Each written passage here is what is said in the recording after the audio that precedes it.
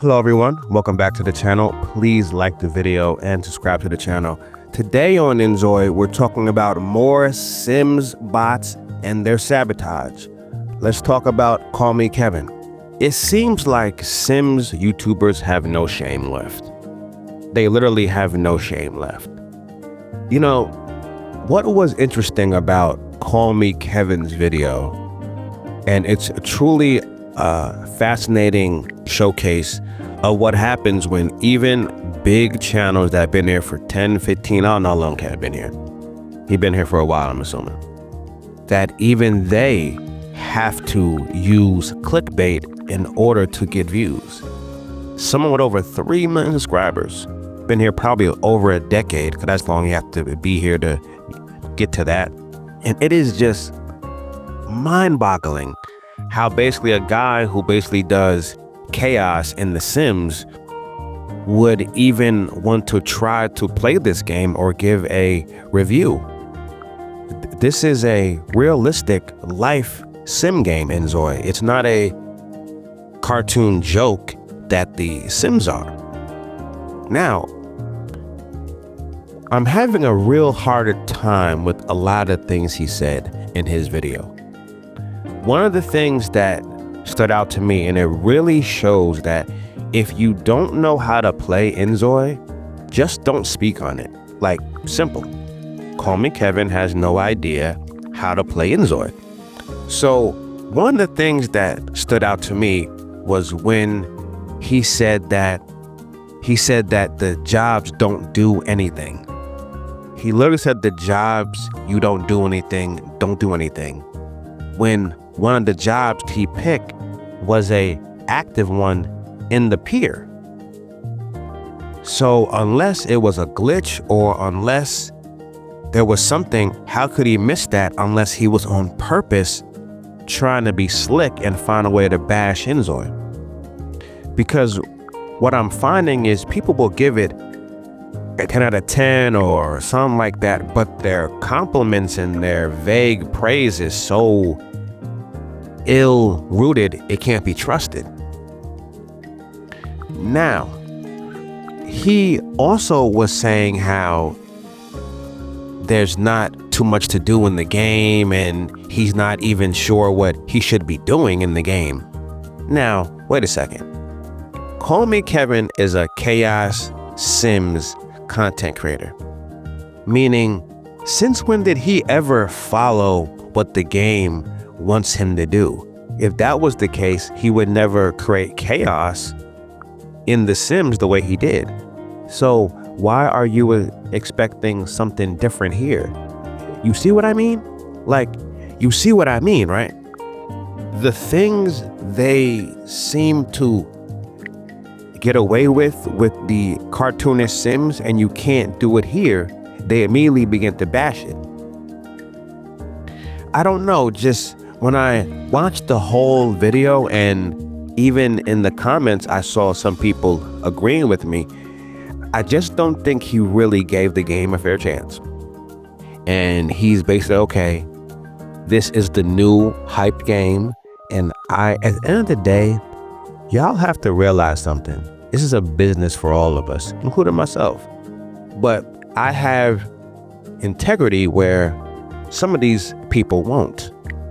You know, so it feels like he just wanted to get on the hype train, talk about it, but he really didn't give it a fair chance.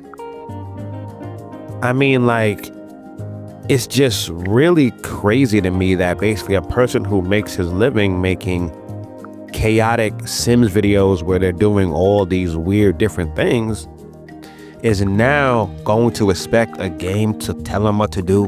Now he wants to follow the game rules. I'm just so confused by his whole review.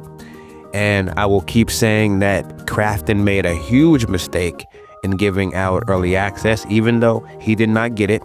I'm just saying that Crafton has really made a bad situation worse by giving early access, because he waited and then now he came out with this video, and there was some in the comments who even said, hey, look, I was looking forward to hearing what you think because I will know if I should buy it or not.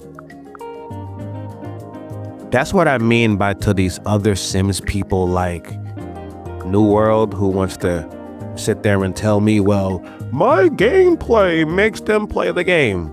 No, buddy, it didn't. We lost over 1 million active players that will all come back. And we have constant Sims YouTubers that bashing it. So I'm still amazed how you thought it was not appropriate for you to speak up on it if you think the game is so good, when you have your active Sim creators saying what they're saying. But again, it's just a sad situation for him, and I just don't understand it.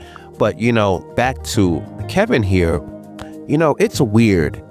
These people have a voice, and I think they know that, and they do this on purpose. There were people in his comment section thrilled that he was bashing Inzoi.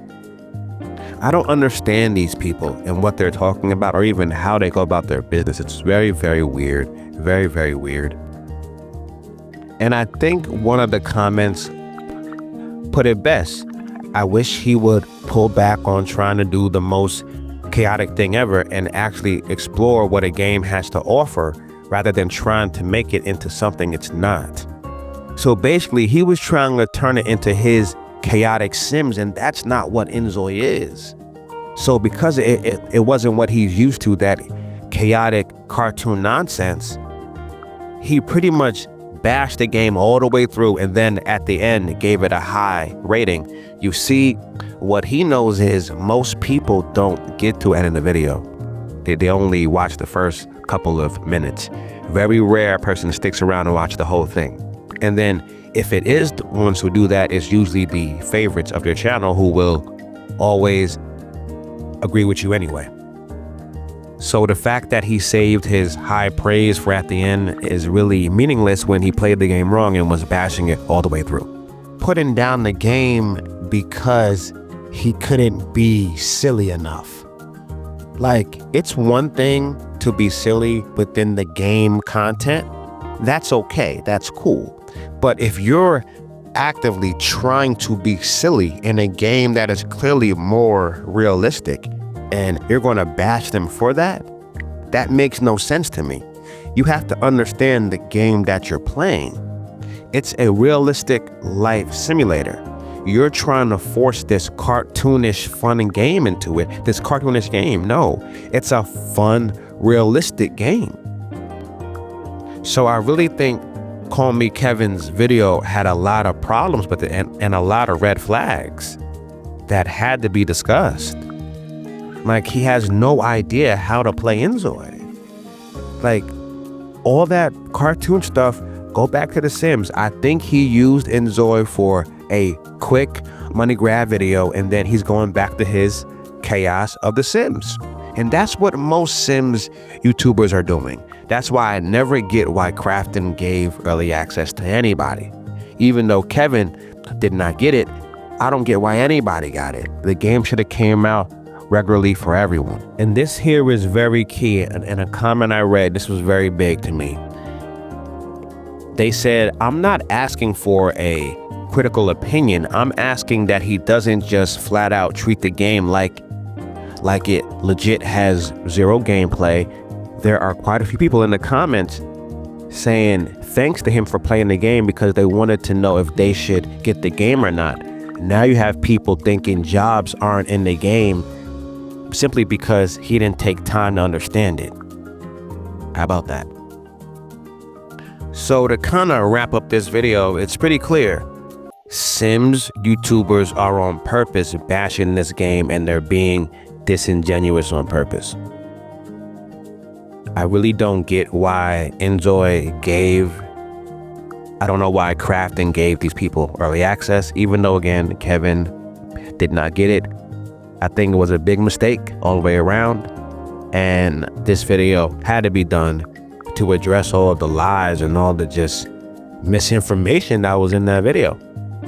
So that's where we are now, and I hope these Sims YouTubers can get better. Like the video, subscribe to the channel, and I will see you on the next one. Everybody, take care.